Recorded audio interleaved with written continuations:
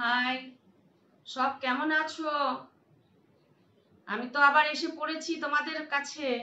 তো তোমরা কেমন আছো বলো? সবকে কেমন আছো? সব এসেছো কিনা, জয়েন করেছো কিনা? একটুখানি কমেন্ট করো, তাহলে বুঝতে পারবো যে হ্যাঁ তোমরা জয়েন করেছো।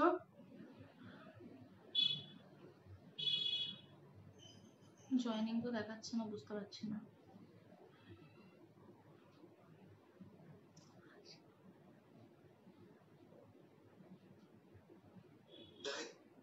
হ্যালো, সব কোথায় গেলে? গুড ইভিনিং, তোমরা সব কেমন আছো? জয়েন হয়ে যাও শিগগির।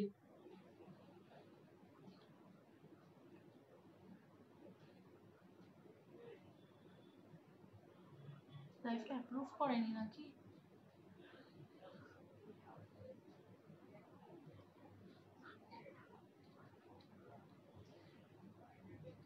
কি হলো?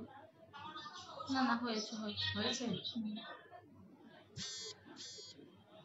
সব একটু কমেন্ট করো তো, তাহলেই বুঝতে পারবো যে হ্যাঁ সব জয়েন করেছো, কজন করেছো একটু তাহলেই জানতে পারবো। এখানেও শো করছে না কিছু।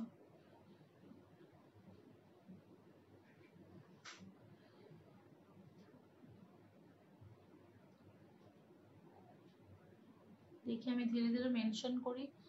হ্যাঁ দেখ, সব একটু কমেন্ট করো তাহলেই বোঝা যাবে যে হচ্ছে মনে হয়। ওটা আমি খালি একাই দেখাচ্ছে।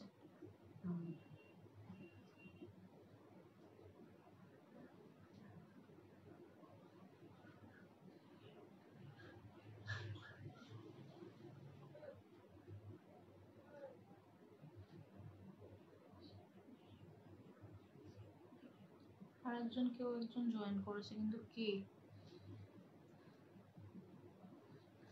কমেন্ট না করলে না বুঝতে পারছি না। তোমরা যদি জয়েন করে থাকো একটু প্লিজ কমেন্ট করো, তাহলে জানতে পারবো যে হ্যাঁ তোমরা এসেছো, আমি প্রোগ্রামটা এগিয়ে নিয়ে যেতে পারবো। সব ক্লিয়ারলি অডিবল ভিজিবল কিনা একটু কমেন্ট করে জানাও, যে বুঝতে পারছি না, জয়েনিংও এখানে কিছু শো করছে না। হ্যাঁ,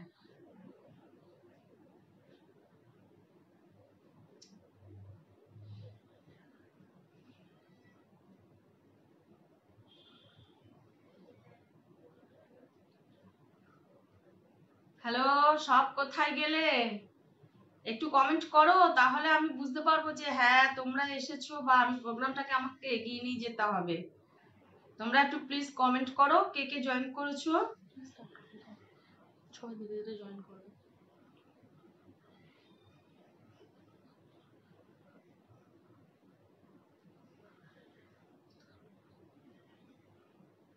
না, আর একটু দেখিনি।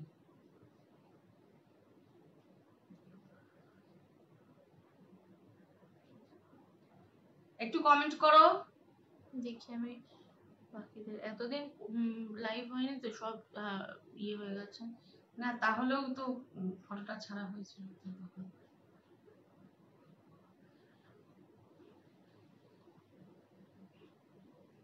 দুজনকে জয়েনিং দেখাচ্ছে, কিন্তু আরেকজন কে জয়েন করেছে? আচ্ছা, তনু ব্যানার্জি লিখেছে পরিষ্কার দেখা ও শোনা যাচ্ছে। আচ্ছা, থ্যাংক ইউ। তোমরা সব কে কেমন আছো? আশা করি সবাই খুব খুব ভালো আছো। আর আমি এতদিন পর তোমাদের কাছে এসেছি, তো আশা করবো তোমরা আমাকে সেই ততটাই ভালোবাসা দেবে যতটা তোমরা আমাকে ভালোবাসা দিতে এতদিন বা দিয়েছিলে। আমি একটু অনেক অসুবিধার মাঝখানে ছিলাম, তো আমি মানে জয়েন তোমাদের মধ্যে আসতে পারিনি। হ্যাঁ, তো তোমরা সব কে কেমন আছো একটু কমেন্ট করো। আশা করি সবাই ভালোই আছো। তো ঠিক আছে, আমি তাহলে প্রোগ্রামটা চালিয়ে নিয়ে যাচ্ছি। হ্যাঁ, আমি তো ঠিক বুঝতে পারছি না কজন কমেন্ট করেছে। তো ঠিক আছে, আমি প্রোগ্রামটা চালু করে দিই, এমনিতেও টাইম হয়ে যাচ্ছে, 9টা বলেছিলাম। তো তোমাদের কাছে আমি যে ঘটনাটা আজকে একটা সত্যি ঘটনা যেটা নিয়ে আসছি, তো সেই সত্যি ঘটনাটা হচ্ছে আমাকে পাঠিয়েছে আমাদেরই মানে পাড়ার একজন। উনি বললেন যে এটা ওর মামা বাড়িতে এরকম ঘটেছে। হ্যাঁ, মামা বাড়ির একটা ঘটনা, তবে বহুদিন আগের একটা ঘটনা, জানো তো। মানে এই ধরো প্রায়, ও বললো যে প্রায় 40-45 বছর আগেকার একটা ঘটনা। হ্যাঁ, তো ঘটনাটা ঘটেছে যেই সময়কার আমি আগেই বলেছি যে অনেক দিন আগের ঘটনা, তো সেই সময় কি হয়েছে, সেই সময় মানে মেয়েদের মধ্যে না একটা ছিল যে একটা ভালো পাত্র এরকম খুঁজে পাওয়া খুব মুশকিল ছিল সেই সময়। আর মানে মেয়েদের আর কি মানে অতটা আর কি মানে বিবাহযোগ্য মেয়েদের মা বাবার একটু খুব চিন্তার মধ্যেই তখন তারা থাকতো যে ভালো পাত্র ভালো ঘরে দেওয়ার মতন আর কি মানে তাদের সামর্থ্যও থাকতো না, আবার সেইভাবে ছেলেও পাওয়া যেত না। তো সেই সময়কার দিন থেকে ঘটনাটা আর কি বলছি। তো মানে রমেন বাবু ছিলেন, রমেন বাবুর হচ্ছে 3 মেয়ে। হ্যাঁ, তো রমেন বাবুর 3 মেয়ে, এবার বড় মেয়ে, মেজো মেয়ে আর সেজো মেয়ে মানে ছোট মেয়ে। তো বড় মেয়ের বিয়ে হয়ে যায়, বড় মেয়ের বিয়ে হয়ে যাওয়ার পর মেজো মেয়ের সময় কি হয়, মেজো মেয়ে মোটামুটি ভালোই বেশ শিক্ষিত, কিন্তু গায়ের রংটা একটু ওর ময়লা ছিল, মানে একটু কালো ছিল। হ্যাঁ, তো মেজো মেয়ে যখন মানে কালো, এবার সেই ক্ষেত্রে তখনকার দিনে মানে কালো মেয়ের বাজার পাওয়াটা একটুখানি মুশকিলই ছিল।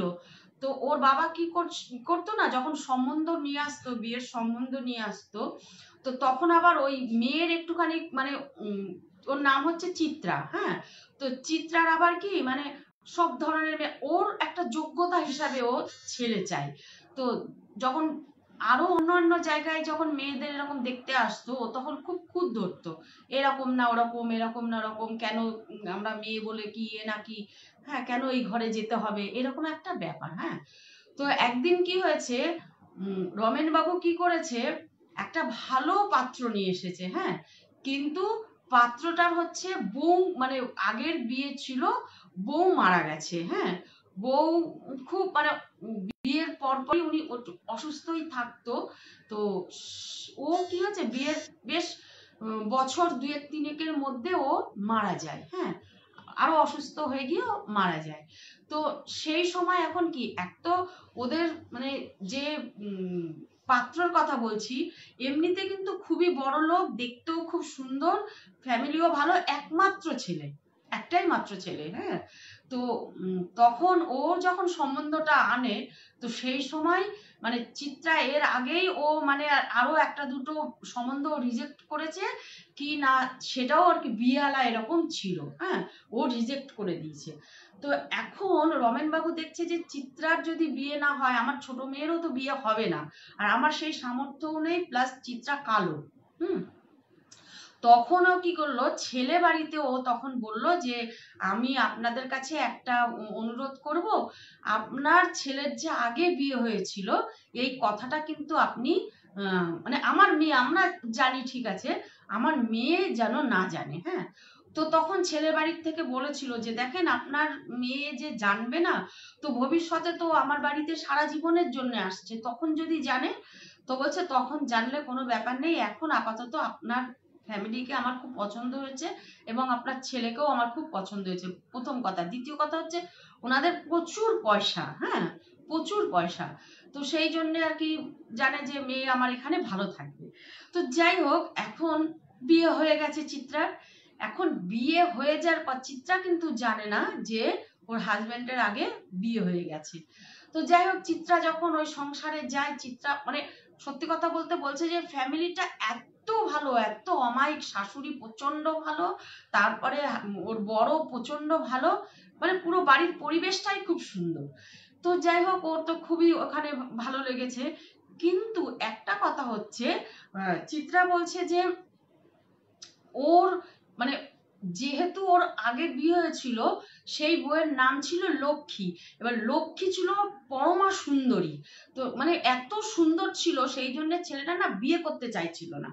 সুশান্ত সেই জন্য, মানে ওর হাজবেন্ডের নাম সুশান্ত, সুশান্ত সেই জন্য বিয়ে করতে চাইছিল না, যে মানে অত সুন্দরী বউকে ভুলে থেকে বিয়ে করাটা ওর পক্ষে অসম্ভব ছিল। তো সেই কারণে ও বিয়ে করার জোর জবরদস্তি, বাড়ির লোক যে তোর বাবাও একা, আবার তুইও আমার এক ছেলে, তাহলে তো এই বংশ লোপ পেয়ে যাবে, বংশতে আর কেউ থাকবে না। তখন বলছে জোর করে মা বাবা দিব্যি দিয়ে ওর বিয়ে দেওয়ার। তো বিয়ের পরে যেই ঘরটায় আগে মানে থাকতো ওরা, সুশান্ত আর ওর লক্ষ্মী যেই ঘরটায় থাকতো, ওই ঘরটা তালা দিয়ে রেখে দিয়েছিল। এখন যখন চিত্রা বিয়ে হয়ে এই বাড়িতে আসে, তো তখন কি হয়েছে, ও যখন ঘরের মধ্যে মানে বাড়ির মধ্যে চলাফেরা করে, তো যখন যে ওই লক্ষ্মীর ঘরটা দিয়ে ঘরটার সামনে থেকে যখন ও যায় না, তখন স্পষ্ট শুনতে পাই যে কোনো একজন খুব মানে মহিলার গলা, খুব জোরালো একটা গলার আওয়াজ, মানে মিহি আর এমন জোরালো গলা যে কথা যে কি বলছে শোনা যাচ্ছে না, কিন্তু ও বুঝতে পারছে যে ওকে মানে ধমকাচ্ছে, চলে যা তুই, চলে যা তুই, চলে যা তুই, চলে যা, এরকম একটা আওয়াজ সবসময় ঘরটা ও ও যখন পাস করে ওইখানটা দিয়ে, তখন না কোনো একটা আওয়াজ হয় ওই ঘরটা থেকে, এরকম কেউ যেন ওকে ধমকাচ্ছে যে তুই এখান থেকে চলে যা, তুই এখানে থাকবি না, এইরকম একটা মানে অস্পষ্ট, কিন্তু ওর জন্য মনে হয় এরকম একটা আওয়াজ ওর কানে আসে। হ্যাঁ, তো প্রথম কদিন অতটা গুরুত্ব দেয়নি, আস্তে আস্তে যখন এই জিনিসটা ওর সাথে ক্রমান্বয় হতে থাকছিল, তো সেই সময় একদিন ও ওর মানে হাজবেন্ডকে বলে যে জানো এরকম ওই ওই ঘরের ওই ঘরটার মধ্যে কেউ থাকে? তা বলছে না, ঘরটার মধ্যে তো কেউ থাকে না। কেন? বলছে আমার যেন মনে হয় ওই ঘরটার মধ্যে কেউ আছে আর সে আমাকে চলে যেতে বলে, ধমকায় আমাকে রীতিমতন, আবার কখনো আমি কান্নার আওয়াজ পাই। হ্যাঁ, আর মনে হয় যেন আমাকে বলছে তুই চলে যা এখান থেকে। তো বলছে যে হ্যাঁ তুমি কি শুনেছো? সত্যি কথা বলতে কি, ওরা কিন্তু কোনোদিন ওই ঘরটার সামনে গেছে, শুধু না ওই ঘরটা বন্ধ করে রাখে, যেহেতু ওই স্মৃতিটা ওর মনে এসে যায় প্রথম বইয়ের, তো সেই জন্যই ঘরটা বন্ধ করা। ওর মা ও বা ওর বাবা কোনোদিন কিন্তু কিছু শোনেনি, কিন্তু ওই বাড়ির যে কাজ করে সে কিন্তু ঠিকাজি, সে কিন্তু বলছে ও নাকি বলে কখনো কখনো দরজা থপ থপ থপ থপ করে, মানে কি কেউ কাউকে আটকিয়ে রাখলে যদি কেউ বেরাতে চায়, ওই রকম দরজাটাকে থপ থপ করে কেউ মারছে এরকম যে খোলার মতন, এইরকম আওয়াজ কিন্তু ওরা পায়। তো ওরা ওরা যেহেতু জানে যে এই বাড়ির এরকম বউ মারা গেছে, তো ওই যতটা সম্ভব না ওই ঘরটা ওরা এড়িয়ে থাকে, কিন্তু আদার্স আর কেউ কিন্তু বুঝতে পারে না, জানো তো। তো এইরকম বেশ কিছুদিন চলতে চলতে একদিন কি করেছে, ওই এসে তোমার চিত্রা কি করেছে, ওদের আবার না মানে বাড়িতে টিউবওয়েল থাকলেও ওরা কি করতো, সবাই এই গরমের দিনে পুকুরে স্নান করতো, মানে ওদের বাড়ির লোক পাড়ার আর সবাই মোটামুটি পুকুরে স্নান করতো। হ্যাঁ, তো এরকম বেশ মানে বিয়ের বেশ 6-7 মাস 8 মাস এরকম হয়েছে। তো ও তখন চিত্রা তখন এরকম গরমের দিন, তো বলছে যাই আমি আমি পুকুরে স্নান করে আসি। তো এরকম পুকুরে যখন ও স্নান করতে গেছে, তো সেই সময় আরো অনেকে কাজ করছিল, সবাই কেউ কাজ করছে, বাসন মাজছে, কেউ স্নান করছে, এরকম করছে। তো এরা চিত্রার সাথে কথা বলছে, গল্প করছে, হাসাহাসি করছে, করতে করতে এবার ওরাও ওরাও কথা বলছে। চিত্রা কি করেছে, সিঁড়ি মানে সিঁড়ি না জানো তো, গাছের গুঁড়ি দিয়ে দিয়ে দিয়ে দিয়ে না এরকম সিঁড়ি করা। তো ও কি করেছে, আস্তে আস্তে কখন নেমে ও যখন মোটামুটি গলা জলে পৌঁছিয়ে গিয়ে যখন ও স্নান করছে, ডুব দিচ্ছে, তখন না ওই জলের ভেতর থেকে ওর দুটো পা ধরে হির হির করে একদম সেই পুকুরের মাঝখানে নিয়ে যাচ্ছে, জানো তো, পুরো হির হির করে ওকে টানছে। এবার ওকে যখন হির হির করে টেনে নিচ্ছে, ও সাঁতার জানে, কিন্তু সাঁতার জেনেও না ওর কোনো উপায় হচ্ছে না, কেন ও তো নিজেকে বাঁচাতে পারছে না, ও তো ফ্রি নেই জলের মধ্যে, ওকে তো কেউ টেনে নিয়ে যাচ্ছে। তো যখন এইরকম হচ্ছে, মোটামুটি মানে মাছ পুকুরে ওকে নিয়ে গেছে, তখন ও জলের ভেতরে না ঝাপটা ঝাপটি করছে, নিজেকে বাঁচানোর জন্য প্রচন্ড পরিমাণে জলের মধ্যে যখন ঝাপটা ঝাপটি করছে, তো হঠাৎ আরো যারা পুকুরে ছিল তাদের তখন মানে মানে অতটা খেয়াল নেই যে এখানে চিত্রা ছিল, জলে নেমে গেছে। ওরা দেখছে কি জলের মধ্যে খুব ঝুটপাটি হুটাপাটি হচ্ছে, আর পুরো চিত্রাকে টেনে নিয়ে গেছে। চিত্রার শুধু মাথার চুলটা, প্রচুর চুল ছিল মাথায়, চুলটা শুধু ভাসছে, আর জলের তলায় যেন মনে হচ্ছে যেন একেবারে মানে জলকম্প বা একদম কি একটা হয়ে যাচ্ছে এরকম অবস্থা। হ্যাঁ, খুব তোলপাড় করছে জলটাকে। তখন সবাই চিৎকার করে বলছে আরে চিত্রা এখানে, আমাদের নতুন বউ এখানে ছিল না, ও দেখ জলের মধ্যে নেমেছে, তাহলে হয়তো পাহড়কে পড়ে গেছে।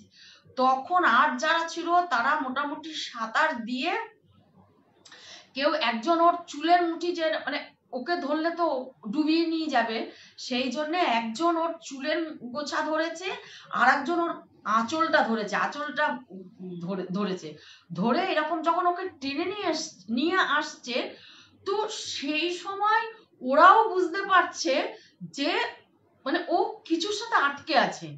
এইবারে ওই রকম মাছ পুকুরে সত্যি কথা বলতে ওরা বলছে যে কিচ্ছু ছিল না, কোনো গাছের গুড়ি, কোনো গর্ত ফর্ত, কেন ওরা এতদিন ধরে স্নান করছে, এতদিন ধরে ওই পাড়াতে আছে, তো ওরকম কিছু থাকলে তো এরা বুঝতে পারতো। কিন্তু ওদের প্রচন্ড গায়ের জোর দিয়ে চিত্রাকে ছাড়িয়ে নিয়ে আসতে হয়েছে। যখন চিত্রাকে ছাড়িয়ে এরকম ওরা পাড়ে নিয়ে এসেছে, তখন বলছে একজন বয়স্ক ভদ্র মহিলা ছিলেন, সে বলছে যে কিরে বউ, তুই ওরকম চলে গেলি কি করে পুকুরের মাঝখানে? তখন বলছে যে আমাকে ভয়ে না হাত পা গুটিয়ে এরকম জলও খেয়েছে প্রচুর, আর থরথর থরথর করে কাঁপছে, বলছে যে আমি পুকুরের মাঝখানে যাইনি, আমাকে কেউ যেন টেনে নিয়ে গেছে, আমার দুটো পা ধরে হর হর করে আমাকে পুকুরের মাঝখানে টেনে নিয়ে গেছে। এবার যাই হোক, এই কথাটা কেউ বিশ্বাস করছে না, কেননা এরকম কি হতে পারে, কে টেনে নিয়ে যেতে পারে? হ্যাঁ, তো বলছে যে কি জানি, ও হয়তো পা হড়কে গেছে, মাথা ঘুরে গেছে, মানে নানান লোক নানান কথা বলছে। তো ওর বাড়িতে খবর দেওয়া হলো, চিত্রার বাড়িতে খবর দেওয়া হলো, সাথে সাথে শাশুড়ি শ্বশুর লোকজন এসে হই হই করে একদম ওকে তুলে নিয়ে গেছে, নিয়ে ঘরের মধ্যে এরকম শুইয়ে দিয়ে জল টল যা পেটে যতটুকুনি ছিল বার করে দিয়েছে। দিয়ে এইবারে তখন ডাক্তারকে নিয়ে এসেছে, তা ডাক্তার বললো না, ভয়ের কোনো ব্যাপার নেই, জল বেরিয়ে গেছে, ও এমনি আতঙ্কে ওরকম করছে। তো যখন সবাই চলে গেছে, তখন না ও কি করেছে বলছে, শাশুড়িকে এরকম, শাশুড়ি পাশে ছিল, জড়িয়ে ধরে বলছে যে মা, আমাকে বিশ্বাস করেন, দুটো হাত আমি যখন হাতের মধ্যে এরকম মেরেছি না, পুরো হাতের মধ্যে যে চুড়ি শাখা এই টাইপের কিছু পড়া আছে, কোনো মহিলার হাত, মা আমাকে একদম হর হর করে টেনে নিয়ে গেছে পুকুরের মাঝখানে। হ্যাঁ, তো এরাও ভাবছে যে কি বাবা, কি কি বলতে কি বলছে, এরকম আবার হয় নাকি, তো আমরা তো এতদিন ধরে স্নান করছি।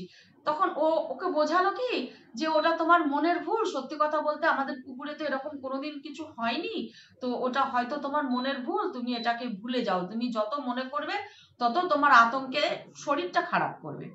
তো যাই হোক, সত্যি কদিন ও ভীষণ শরীর খারাপ ছিল, ও যেন মনে হচ্ছে বিছনা ছেড়ে এরকম উঠতে পারছে না, এইরকম ওর অবস্থাটা ছিল। তারপরে কি হয়েছে, একদিন চিত্রা কি করেছে, ওই রকম আবার ওই ওই ঘরটার সামনে থেকে ও যখন যাচ্ছে, তো সেই সময় কি করেছে না, খুব জোর জোর এবার দরজাটাকে পেটাচ্ছে, যেন মনে হচ্ছে দরজাটা ভেঙে ফেলে দেবে, এই রকম করছে। তো চিত্রার যেন কি হয়েছে, ওরও যেন মনে হয় ভূতে ধরা মানুষের মতন, ও না ওই দরজাটার পাশে গিয়ে চুপ করে দাঁড়িয়ে রয়েছে। যখন চুপ করে দাঁড়িয়ে রয়েছে, তখন কিন্তু ও স্পষ্ট শুনছে ঘরের এই পাশ থেকে ওই আবার সেই ভদ্র মহিলার জড়ানো মানে গলা, যে তুই বেঁচে গেলি তো, তুই কিন্তু আর আমার হাত থেকে, এবার তোকে ধরলে কিন্তু তুই আমার হাত থেকে বাঁচবি না, তুই চলে যা এখান থেকে, তুই আমার বাড়ি ছেড়ে চলে যা, এইটা আমার বাড়ি, এইটা আমার বাড়ি, তুই আমার বাড়ি ছেড়ে চলে যা। এই রকম ঘরের মধ্যে ওরকম তোলপাড় করছে আর চিৎকার করছে এরকমই মহিলা। তখন না ও আর দাঁড়াতে পারেনি, ও একদম ছুটতে ওর শাশুড়ির কাছে গেছে, গিয়ে বলছে আপনি এক্ষুনি আসেন মা, ওই ঘরের ভেতর থেকে আমাকে এইরকম বলছে, আমাকে সবসময় চলে যাওয়ার কথা বলছে, আমার খুব ভয় করছে, আপনি শিগগির আসুন। হুম, তো শাশুড়ি এসছে, এসে শাশুড়ি দাঁড়িয়েছে, কোনো কথা নেই, কোনো কিচ্ছু নেই, একদম সব চুপচাপ, যে মানে যেরকম ঘর থাকে সেই রকম। এইবারে বলছে কি তুমি উল্টোপাল্টা, আজ বেশ কিছুদিন ধরে তুমি ভীষণ উল্টোপাল্টা কথা বলছো, কই কিছু তো নেই ঘরের মধ্যে, হ্যাঁ চলো তোমাকে আমি ঘর খুলে দেখাচ্ছি। এইবারে যখন ঘর খুলে দেখাচ্ছি বলছে, আর ও ভয়ে চিত্রা আর ঘরে ঢুকতে পারছে না, কিছুতেই ও বলছে আমি ঢুকবো না এই ঘরে, আমি কিছুতেই এই ঘরে ঢুকবো না। তো যাই হোক, সেই দিন আর ওর শাশুড়ি ঘরটাকে আর খোলেনি। তো ওদের মনে মনে না মানে ছেলে আর মা মনে মনে ভাবছে যে দুইজন আলোচনা করছে চিত্রাকে ছাড়া, যে শোনো, ও ও ও এরকম করছে, আচ্ছা ওকে কি আমাদের পুরনো মানে কথাটা কি বলে দেওয়া ঠিক, যে এরকম আমি এরকম বিয়ে করেছিলাম, হ্যাঁ আমার বউ মরে গেছে, দেখো ওর বাবা না করেছে দেখে তো আমরা বলছি না, হ্যাঁ আমার মনে হচ্ছে কি এটা বলে দেওয়াটা ঠিক হবে। তা বলছে কি যে হ্যাঁ আমিও সেটাই মনে করছি, দেখ আজ না কাল ও তো শুনতেই পারবে, তখন একটা কি বিশ্রী একটা আবার না একটা সংসারের মধ্যে অশান্তি কিছু হয়। তো ওকে আমার মনে হচ্ছে খুলে বলাটাই আমাদের ঠিক হবে। তো যাই হোক, ওরা এরকম যখন নিজে নিজে মনে ভেবেছে যে উম, বলে দেবে, তো সেই দিন রাত্রিবেলা চিত্রা শুয়ে রয়েছে ঘরের মধ্যে। হ্যাঁ, তো সেই সময় হঠাৎ ও শুনতে পাচ্ছে এই যে ও মানে ওকে যেন কেউ ওর ওর নাম ধরে ডাকছে আর বলছে আমার কাছে আয়, তুই আমার কাছে আয়, তুই আমার কাছে আয়, এরকম বলছে আর ওর নাম ধরে ডাকছে।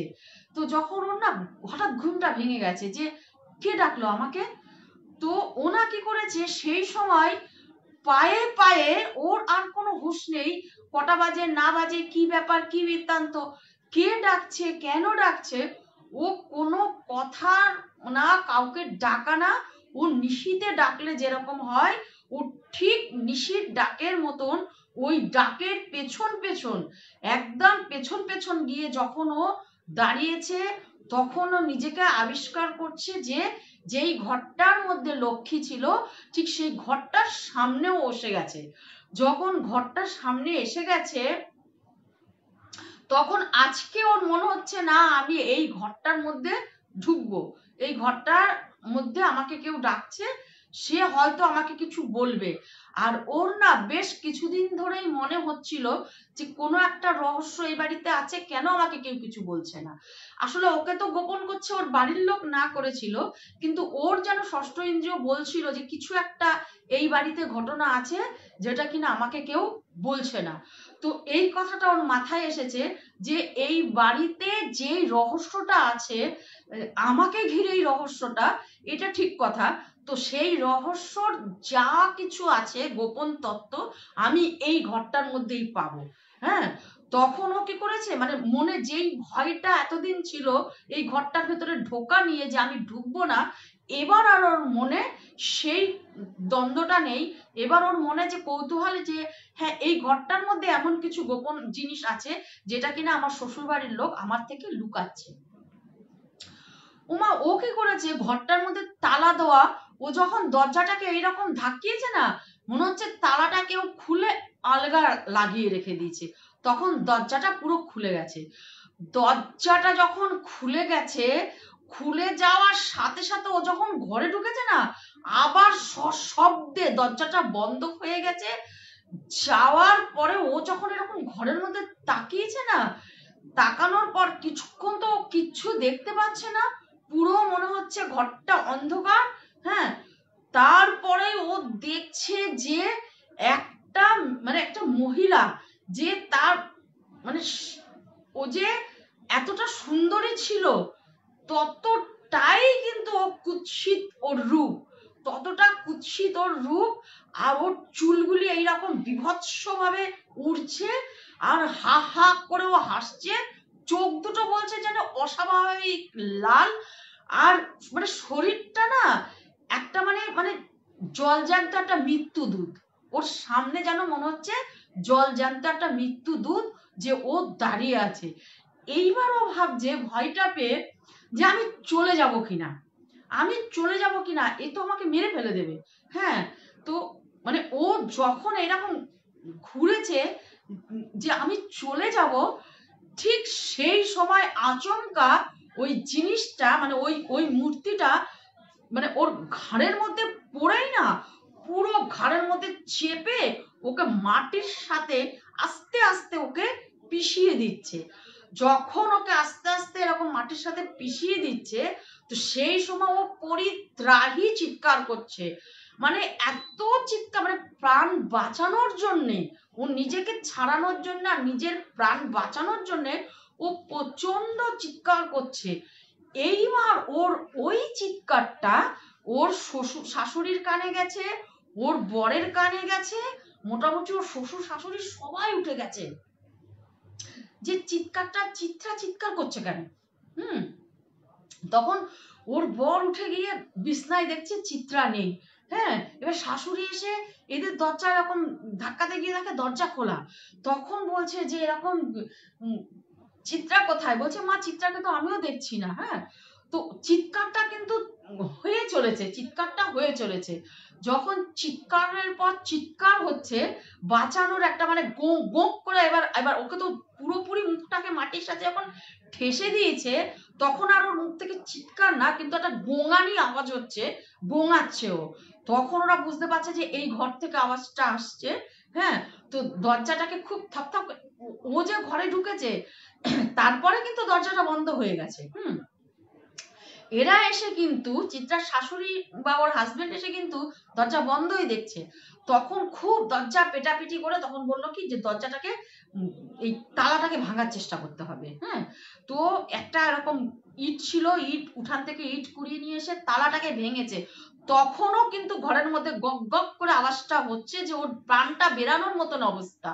তখন দরজাটাকে তালা ভেঙে যখন ওরা ঘরে ঢুকেছে, তখন দেখছে অন্য রূপ।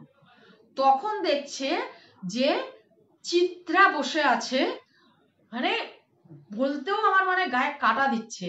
চিত্রা পুরোপুরি বসে আছে, পুরো মাথার চুলটা পুরো এরকম উল্টিয়ে, মুখ পুরো ঢাকা, পাটাকে পুরো মানে বসার পরে পুরো ফাঁকা করে, দুটো পাটাকে এইভাবে দুদিকে করে ফাঁকা করে বসে আছে, হাতটা এরকম ছেড়ে দিয়েছে, মাথাটা পুরো নোয়ানো, আর এই একটা আওয়াজ বার করছে, আর এইরকম এরকম করে মাঝে মাঝে হেসে হেসে উঠছে, আর এইরকম করে দুলছে, হাতটা এরকম বিভৎস ভাবে ছড়ানো, পাটা এরকম বিভৎস ছড়ানো, মাথার চুল পুরো সামনের দিকে লটকাচ্ছে, আর ওই রকম করে হাসছে। যখন ওই রকম করে হাসছে আর ইয়ে করছে, তখন ও মানে ওর মা ভয়ে সরে গেছে। ওর মা যখন ভয়ে সরে গেছে, তখন চিত্রার হাজবেন্ড এগিয়ে এসছে, বলছে চিত্রা তোমার কি হয়েছে, তুমি বলো তোমার কি হয়েছে। তখন বলছে আমি চিত্রা না, আমি চিত্রা না, তুমি সব ভুলে গেছো, আমি লক্ষ্মী, তুমি আমাকে চিনতে পারছো না। মানে ওই রকম একটা জড়ালো ক্ষীণ একটা আওয়াজ কিন্তু শোনা যাচ্ছে। আমি চিত্রা না, আমাকে কেন তুমি ফাঁকি দিয়েছো, তোমাকে ছাড়া যে আমি বাঁচবো না, তুমি জানো না আমি যে কোথাও যেতে পারছি না, তোমাকে ছাড়া আমি তো এইখানেই থাকি, তুমি বুঝতে পারো না। এইবার কাঁদছে, এইবার ফুপিয়ে ফুপিয়ে কাঁদছে, তুমি ওরকম দুলছে কিন্তু তার মধ্যে, তুমি জানো না আমি তোমাকে ছেড়ে বাঁচতে পারছি না, আমি তোমাকে ছেড়ে থাকতে পারছি না, আমি লক্ষ্মী, আমি চিত্রা না। তখন তো শাশুড়ি ভয় পাচ্ছিল, শাশুড়িও এগিয়ে এসছে, তখন চিত্রার হাজবেন্ডও এগিয়ে এসছে, এসে ওকে এইরকম গায়ের মধ্যে এরকম হাত দিয়েছে।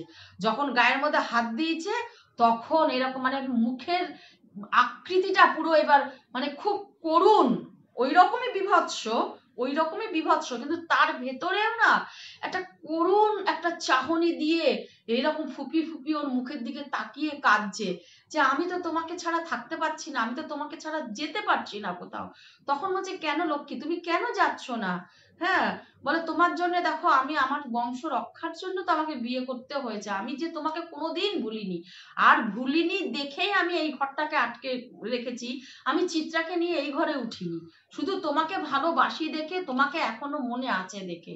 তাহলে তুমি চিত্রাকে ছেড়ে দাও, ও কি দোষ করেছে, তুমি কেন ওকে কষ্ট দিচ্ছ? হ্যাঁ, আমি তাহলে তোমাকে কথা দিলাম, আমি চিত্রাকে ছেড়ে দেবো, আমি তোমার সাথে এইখানে থাকবো, কিন্তু তুমি চিত্রাকে ছেড়ে দাও, ওর কোনো দোষ নেই। হ্যাঁ, তখন বলছে আমি কিছুতেই যাইনি, তোমরা বোঝো না আমি এইখানে থাকি।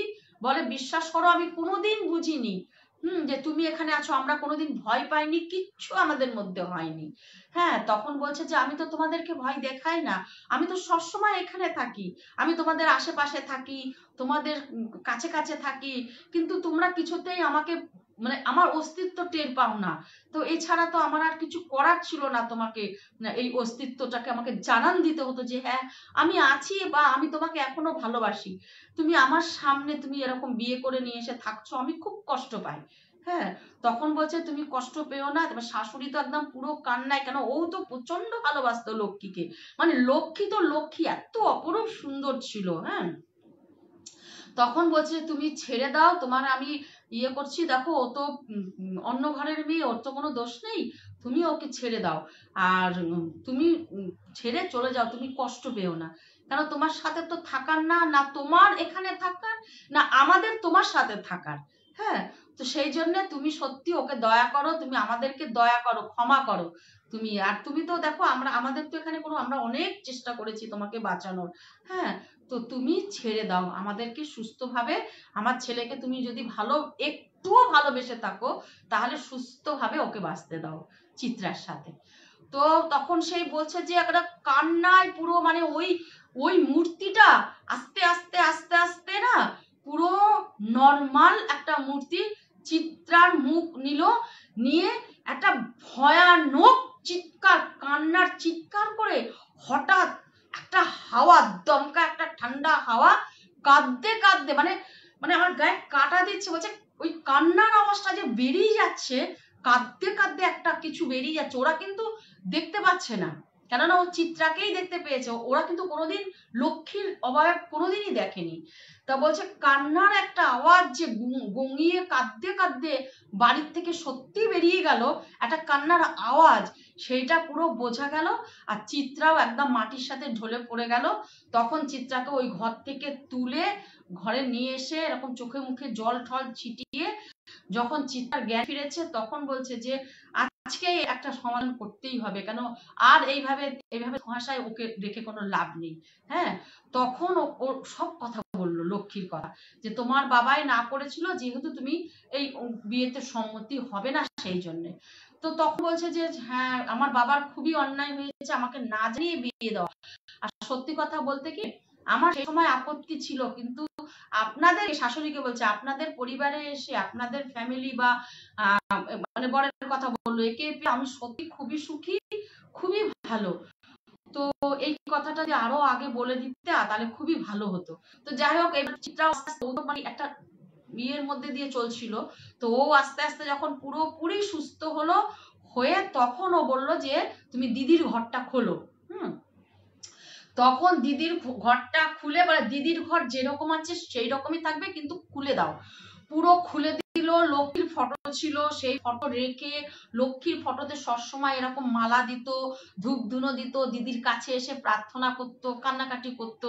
হ্যাঁ, যে তুমি এত ভালো, অথচ তোমাকে এরকম অকালে চলে যেতে হলো, যদি আমরা না হয় দুই বোন থাকতাম, এই সমস্ত আর কি যা হয় করে। যাই হোক, ও তারপর থেকে আর কোনোদিন লক্ষ্মীর কোনো রকম ওই বাড়িতে আর কেউ না কোনো ঝি বা চিত্রাও কোনোদিন শোনেনি যে এইরকম কোনো ঘটনা। আর সত্যি ওরা খুবই সুখে সংসার আর কি তারপর থেকে ওরা করতে থাকলো।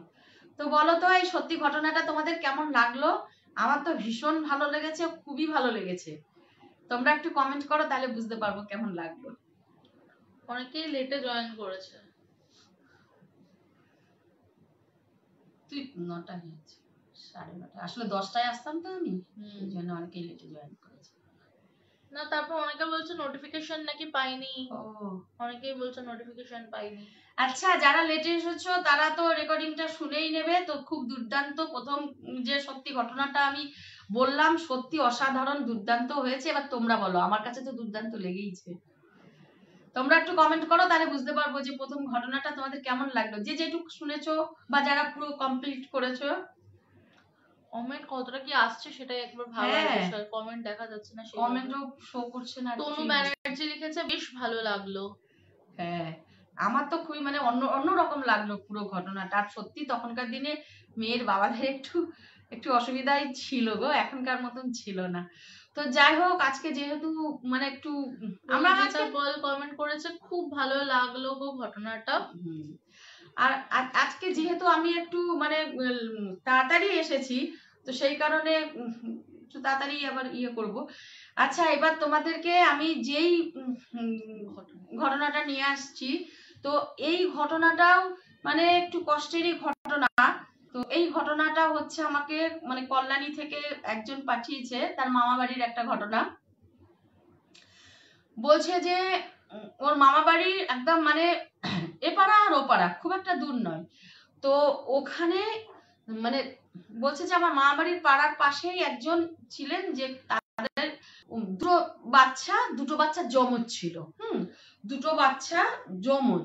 এখন ওই যমজ বাচ্চার ভেতরে না যখনই মানে বাচ্চারা হয়েছে, তো সেই সময় থেকে না একটা ছেলের না কিডনির একটু সমস্যা ছিল। হ্যাঁ, তো কিডনির যেহেতু একটু সমস্যা ছিল, তো ও না সবসময় মোটামুটি অসুস্থ থাকতো। হ্যাঁ, তো ওদের নাম রাখা ছিল, মানে দেখো যমজ বাচ্চাদের তো মিলিয়ে মিলিয়ে নাম হয়, তো ওদের নাম রাখা ছিল যে গণেশ আর কার্তিক ছিল নাম। হ্যাঁ, তো গণেশ আর কার্তিক নাম ছিল।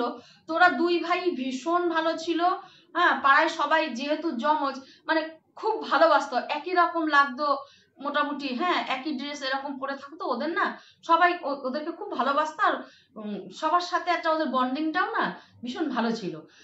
তো পাশের বাড়িতে গিয়ে এরকম ওরা ক্যারাম খেলতো, তাদের বাচ্চাদের সাথে গিয়ে ক্যারাম খেলতো, এরকম করে সবার সাথে খুব হাসি খুশিতে ওরা ছিল।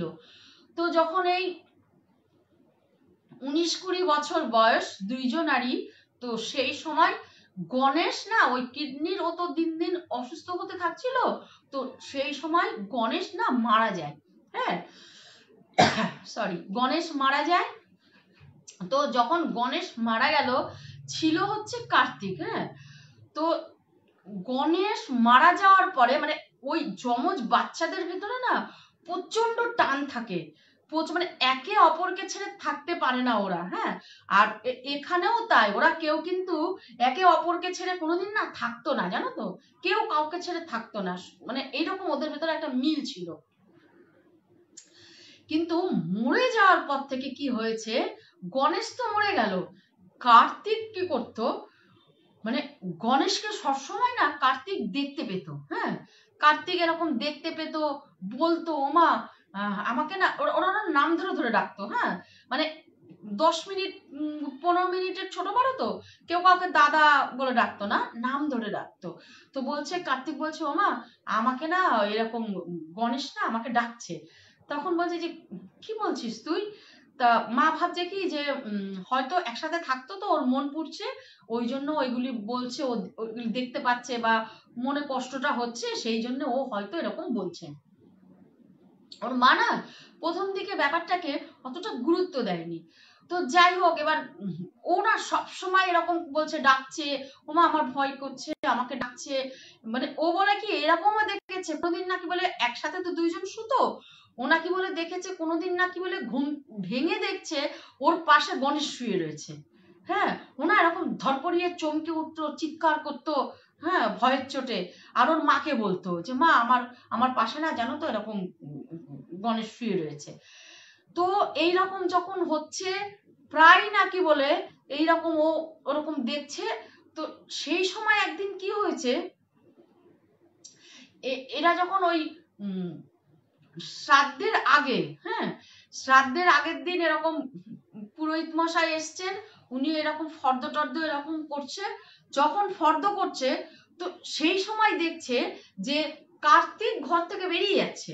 তা এবারে ওর মা বলছে কি কিরে কোথায় যাচ্ছিস তুই? তো বলছে যে ওই তো গণেশ আমার জন্য দেখো কিনে নিয়ে এসেছে, আমাকে দেখাচ্ছে, আমি এটা নিয়ে আসি। তা বলছে যে কি কিনে নিয়ে এসেছে? বলছে কুলফি নিয়ে এসেছে। ও কুলফিকে দাও, কুলফি নিয়ে এসেছে। আর কুলফিটা নিয়ে মানে ওর মাথায় এইটা নেই যে গণেশ মরে গেছে। বলছে দাঁড়াও আমি কুলফিটা নিয়ে এক্ষুনি আসছি। বলে যেই বেরিয়ে যাবে তখন ওর মা একেবারে ওর মানে ট্রাউজার পরা ছিল, টেনে ধরেছে। কোথায় রে, কোথায়, তুই কি বলছিস, তুই কোথায় যাচ্ছিস? বলে আমাকে ছাড়ো, আমি কুলফিটা নিয়ে চলে আসছি। তখন বলছে যে এবার ওর মুখের মধ্যে এরকম এরকম এরকম এরকম করছে যে কোথায় গণেশ আর কিসের কুলফি? তখন না যে ঘুরে তাকিয়েছে, দেখছে যা নেই, কিন্তু ওর হাতে কুলফি নিয়ে ওকে ডাকছিল ঘরের বাইরে। ওকে ওকে ওকে সবসময় চেষ্টা করছে, মানে ওকে একা পাওয়ার চেষ্টা করছে যে ওকে ওর দিকে টেনে নেবে। হ্যাঁ, তো একদিন কি করেছে, ওই যেদিন শ্রাদ্ধ, সব থেকে মজার কথা হচ্ছে, বলছে যে যেই দিন ওদের বাড়িতে শ্রাদ্ধ হচ্ছে, তো ওই কিছু লোক আর কি বলেছে আত্মীয় স্বজন যে শ্রাদ্ধের দিন থাকবে, তো তারা তো কিছু খাবে। তো খাবারের জন্য শ্রাদ্ধের যেটা আলাদা যেটা করছে, সেই রকম আড়ম্বর না, একটা বাচ্চা ছেলে মারা গেছে, ব্রাহ্মণকে খাওয়াবে যেদিন, সেদিনটা নয়, যেদিন শ্রাদ্ধ হচ্ছে সেই দিনটা বাড়ির লোকজন খাবে। সেই দিন একটা ক্যাটারার বলেছে যে সে কিনা ওই দিনও করবে, ব্রাহ্মণ ভোজন হবে, আর আজকে শ্রাদ্ধের দিনেরও পুজোটা মানে পুজোর পরে রান্না করে সবাই খাবে। তো নাম করা একটা ক্যাটারার, যার কিনা কোনোদিন কোনো রকম মানে মানে খারাপ রেকর্ড নেই, সেই তাকে ডাকা হয়েছে। সে যখন শ্রাদ্ধের রান্না করছে সেই অবধি ঠিক আছে, দিব্যি রান্না করলো, ভালো রান্না করলো, খুবই ভালো রান্না করলো। করার পরে রান্না যখন ওদের শ্রাদ্ধ হয়ে গেল, এবার যখন সবাই খেতে বসেছে, তখন যখন টেবিলের মধ্যে খাবার দিয়েছে, বলছে মানে ভাত যখন বার করেছে, চাল মানে 50% না 90% পুরো চাল। হ্যাঁ, আর আজকেরই রান্না সেই প্রত্যেকটা সবজি মানে পুরোপুরি পচা, কোনোটার মানে বলছে যে কড়াইয়ের তলা লেগে গেলে যেই রকম হয়, কোনোটার কড়াইয়ের তলা লেগে যাওয়া গন্ধ, কোনোটা পচা, আবার মানে ভাতটা পুরো চাল। তো বলছে এ কি, মানে সবাই ক্যাটারার দেখো, খারাপ যদি করার হয়ে যায় তো এইরকম পদে পদে খারাপ হবে না, ভাতটা চাল হবে না, সব তরকারিটা পচে যাবে না, নিরামিষ ছিল, আর কিছু কিছু সবজি পুড়ে যাবে না নিশ্চয়ই। তখন তো এবার বাড়ির লোক ভয়ানক রেগে গেছে যে এ কি, আপনাকে এরকম একজন ভালো আপনি ক্যাটারার আমি জানতাম, এটা আপনি কি করেছেন। উনি মানে বলছে মাথায় হাত দিয়ে উনি বসে পড়েছে। প্রথম কথা, ওনার ব্রাহ্মণ এই রান্না, ওনার ঠাকুর এই রান্না করেইনি। হ্যাঁ, এই রান্না কোথা থেকে আসলো। দ্বিতীয় কথা হচ্ছে যে মানে ওর তো এরকম কোনো রিপোর্ট নেই, কোনো খারাপ রিপোর্ট নেই, উনি নিজেই ভাবছে যে আমি মানে উনি নিজে মানে বোবা হয়ে গেছে যাকে বলে। এবার বাড়ির লোক তো এরকম ছাড়ছে না, কেউ এত পয়সা কেউ দুপুরবেলা খেতে পারছে না। তখন বলছে যে আমার এরকম জ্ঞান তো আমি এই ফার্স্ট আমার এরকম হলো, আমি সত্যি কথা বলতে কি এইরকম আমার ঠাকুর করেনি। ঠাকুরও মানে কানাকাটি জুড়ে দিয়েছে, কারণ ওরও তো একটা ব্যবসার ব্যাপার, ওরও তো 5 জন লোক কি ভাববে, কারণ তারা তো খেতে বসে গেছে অলরেডি। হ্যাঁ, তখন বলছে যে সব এগুলি সব বাদ দাও, বলছে কিছু ব্যাপার আছে, হতেই পারে না আমি এইরকম রান্না করতে পারি না, আপনাদের বাড়িতে কোনো একটা ব্যাপার আছে। মানে উনি সে মানে ভয়ে আতঙ্কে লজ্জায় পুরো ঠক ঠক করে কাঁপছে। তখন বলছে আবার সেই সেদ্ধ ভাত করা হলো, শুধু সেদ্ধ ভাত পরে এরা রান্না করে খেলো, কিন্তু ওই রান্নাটা পুরো ফেলে দেওয়া হলো। এইবার তো সবার মধ্যে না মানে একটা যে এইরকম মারা গেছে, এই জানিস দোষ পেয়েছে, এই হয়েছে, মানে আত্মীয় স্বজনরা যেরকম বলে, স্বাভাবিক কথা, কোনো ক্যাটারার কি এরকম করবে তার রান্না। হ্যাঁ, তো এইবার এর মধ্যে ওর মধ্যে বলা বলি যখন করছে, ওর মারও না একটু তখন আস্তে আস্তে মনে হলো যে হ্যাঁ নিশ্চয়ই কোনো একটা ব্যাপার আছে, কোনো একটা ঘটনা এরকম ঘটছে, না হলে কিন্তু এই জিনিস হয় না। এটা ওরাও বুঝতে পারছে, এই নয় কি ওরা বুঝতে পারছে না তা নয়। হ্যাঁ, তারপরে এখন কি করবে এই সমস্ত নানান রকম চিন্তা ভাবনা করতে করতে তখন ওর মা বলল যে আমারও এখন মনে হচ্ছে, আমি যেন মনে হচ্ছে বারংবার, মানে আমার এটা মনের কোনো ভুল না, আমি যেন মনে হচ্ছে রাস্তায় যেন মনে হচ্ছে মানে কার্তিক গণেশ যেই ঘরটায় শুতো সেই ঘরের দিকে এক দৃষ্টে তাকিয়ে আমি যেন মনে হচ্ছে গণেশকে দেখতে পাচ্ছি। সেই ওই রকম একটা ট্রাউজার, মানে যেই রকম দুই ভাই পরে থাকতো একই ড্রেস, ওই রকম একটা ট্রাউজার পরে, ওই রকম একটা ও মানে টি শার্ট পরে দাঁড়িয়ে রয়েছে। মানে আমার যখন মনে হচ্ছে ব্যাপারটা, ঝট করে যখন মাথাটা ঘুরিয়ে আমি দেখছি, তখন কিন্তু আমি ওখানে কিচ্ছু দেখছি না। তখন সেই সময় ওর মা ঠিক করলো যে না, আর কার্তিককে আর একা রাখা যাবে না। হ্যাঁ, কার্তিককে আমি কিছুতেই একা রাখবো না। হ্যাঁ, তো সন্ধ্যার থেকে প্রথম কথা তো কার্তিককে বেরাতে দিত না, ওই ঘরটার মধ্যে ওর মাও থাকতো, ওই ঘরটার মধ্যে ওর মাও থাকতো। আর একদিন কি হয়েছে, সন্ধ্যাবেলা সন্ধ্যাবেলা পাশের বাড়ির ওই ভদ্র মহিলা, উনি কি করেছে, দরজাটা এরকম বন্ধ রয়েছে, তো ওরা টিভি দেখছে, যখন টিভি দেখছে তো দরজার আওয়াজ করেছে, টকটক করে আওয়াজ করেছে, কলিং বেল না, টকটক করে দরজাটা যখন আওয়াজ করেছে, তো দরজাটা যখন আওয়াজ করেছে তখন ওর মা কি করেছে, মানে ওদের ওই দরজা খোলার আগে না ওদের পাশে একটা জানলা আছে, ওই বারিন্দার ওখানটা, ওই জানলাটা খুলে আগে কথা বলে, তারপরে গিয়ে দরজাটা খোলে। তো উনি কি করেছে, যে যখন দরজাটা এরকম জানলাটা এরকম খুলেছে, তো খোলার পরে তখন দেখছে কি কার্তিক দাঁড়িয়ে আছে, কার্তিক ডাকছে। হ্যাঁ, বলছে যে কাকিমা ক্যারাম খেলবো। হ্যাঁ, তো বলছে যে মানে ও তো আর জানে না ওটা গণেশ, কেন কার্তিক গণেশকে একই রকম দেখতে। অ্যাকচুয়ালি ওখানে গণেশ এসেছে, যেহেতু কার্তিক গণেশ একসাথে এসে এখানে ওরা ক্যারাম খেলতো, তো এসেছে কিন্তু গণেশ, কার্তিক নয়। হ্যাঁ, এসেছে গণেশ, কার্তিক নয়। কার্তিক কিন্তু ওর মায়ের সাথে ঘরে শুয়ে রয়েছে। মানে এই সমস্ত ঘটনার পর থেকে না ওরও এবার একটু ভয় ভয় লাগছে। ও তো দেখো, ও তো বড় হয়েছে, ও তো বুঝতে পারছে ব্যাপারটা কি। আর ওর ভাই, এখন আর ওর ভাই নেই, ভাই বা দাদা এখন আর ওর বন্ধু না, ভাইও না। তো সেই কারণে মা এগুলি ওকে বারবার বোঝাচ্ছে যাতে ওর ভেতর থেকে টানটা চলে যায়। তো সেই সময় ওর মা বলছে, আরে কার্তিক কি হয়েছে? বলছে কি যে কাকিমা ক্যারাম খেলবো। তো বলছে না বাবা, আজকে তো বিল্টুর এরকম শরীরটা ভালো নেই, তা তুই বাবা এক কাজ কর, পরে আসিস।